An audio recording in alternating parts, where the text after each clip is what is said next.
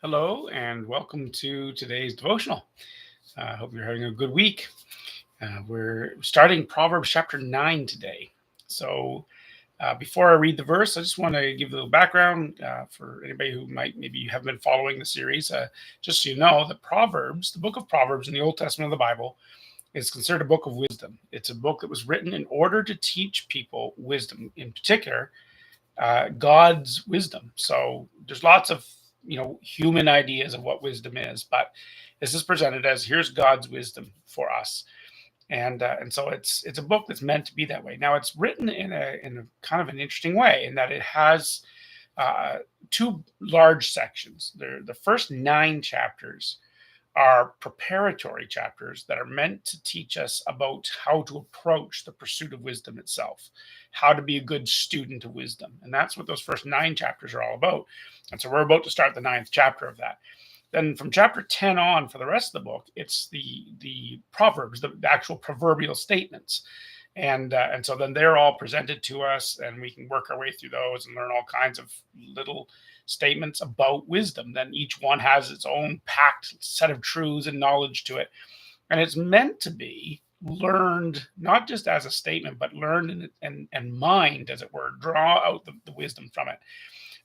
Proverbs itself refers to them as the riddles of the wise. Like, how do we learn from these the complexity of the truths of these wisdoms, these statements? And this is part of the reason why the first 9 chapters are so important. It's meant to show us how we should approach becoming wise people, and to be a good student of wisdom. And so anyway, that's the background. So we've been working our way through this one verse at a time. That's my method I've been using through, and I will use until I've gone through the whole book, is just to go one verse at a time and try and glean from it. Now sometimes we might look at the context a little more, but for much of the book that will serve us very well. But I do want to say here in chapter 9 that as we read chapter 9, there's the last step of teaching us how to be good students of wisdom. It gives us sort of two options. The first 6 verses are presented as wisdom. This wisdom is often personified as a woman, and so wisdom this has built her house, and it talks about those first 6 verses talk about her house and what her house is like. So if you go into her house with her, if you so to speak marry her, this is the kind of household you're going to be in. And then the last few verses of the chapter, so verse 13 to 18, are Folly's house. So the other woman, like here's the woman that's foolishness, non-wisdom. If you marry her, so to speak, then this is the kind of house you'll go into and live in with her. And in between those two, in verses 7 to 12, is kind of this idea of what kind of a person are you going to be? Like, are you going to be the kind of person that would marry wisdom, or are you going to be the kind of person that would marry foolishness? So that's kind of how the chapter breaks down.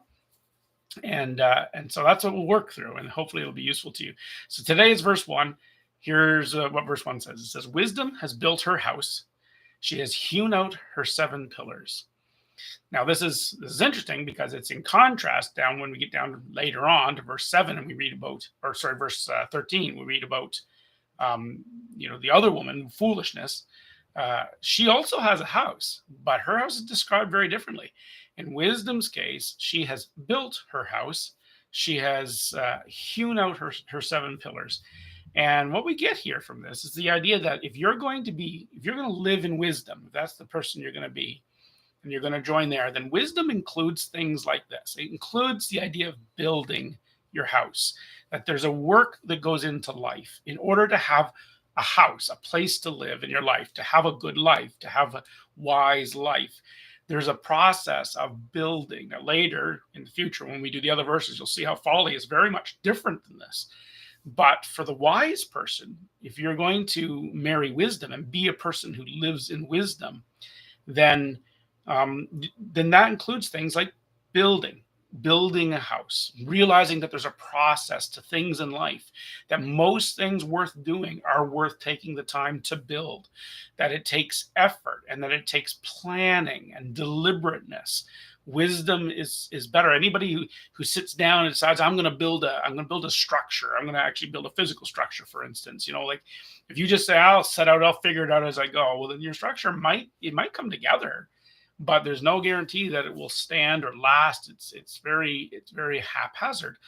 But a wise person would realize, oh, I should plan how to build my building. I should consider what resources I'm going to need, what tools I should use, and I should consider how to structure this so it'll be able to endure storms and difficulties or whatever. And so there's a deliberateness and a carefulness and a purposefulness to wisdom.